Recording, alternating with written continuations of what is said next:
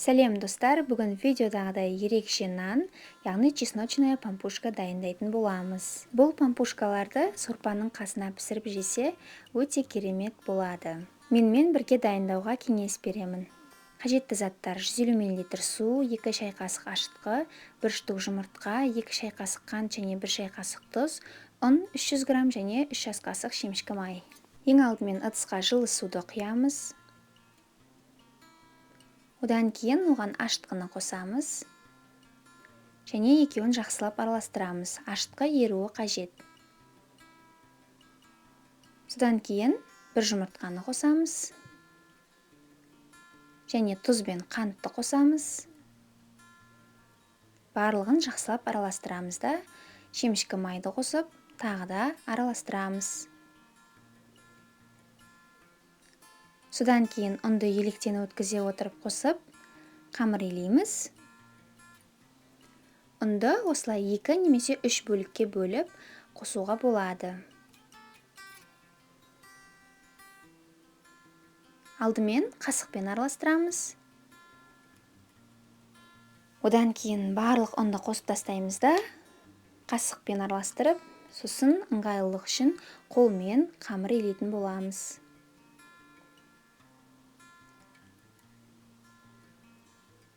Неке қамыр дайын болды, ол өте жұмсақ және де кішкене қолға жабысыңқырайтын болып шығуы қажет.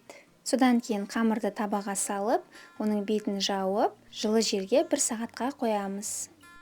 Осы жерде сіздермен менің жасаған қателігім туралы бөліскім келіп тұр.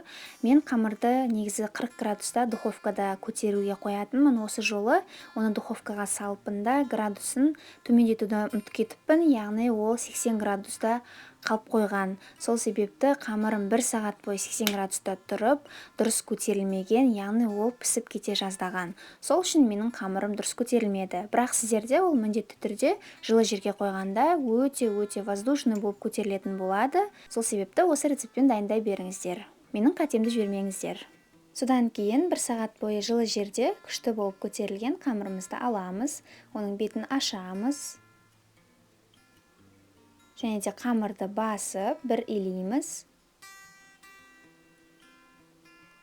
Содан кейін қамырды аламыз да, оны ыңғайлылық үшін 2 бөлікке бөлеміз.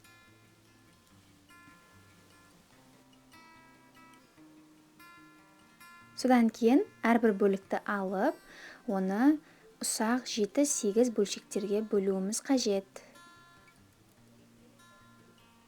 Видеода көріп тұрғандарыңыздай, осындай кішкене бөлшектерге бөліп шығамыз. Және әрбір бөлшекті алып, осылай домалатамыз. Өзіңізге қалай ыңғайлы, солай домалата берсеңіз болады.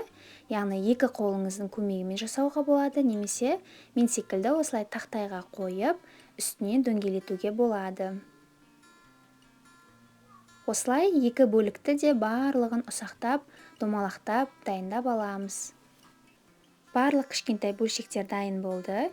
Енді форманы немесе противеньді алып, оның үстіне май жағамыз, жабысып қалмас үшін. Содан кейін пампушкаларды осылай орналастырып шығамыз. Орналастырған кезде олардың арасы ашық болуы қажет. Содан кейін оның бетін жауып 15 минутқа қалдырамыз. Ол 15 минут көтерілгенше бетіне құятын заливкасын дайындаймыз. Ол үшін ыдысқа укропты саламыз, яғни аскөкті, және чеснокты саламыз. Содан кейін су мен шемішкі майды құямыз.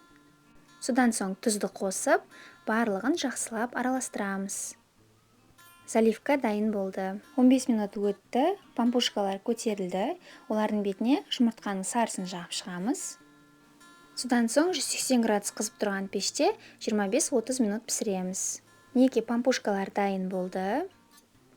Оны ыстықтай аламыз да, бетіне дайын тұрған заливканы осылай жағып шығамыз. Видеоны соңына дейін көргеніңізге рахмет. Ұнаса лайк басып, пікір қалдыруды ұмытпаңыз.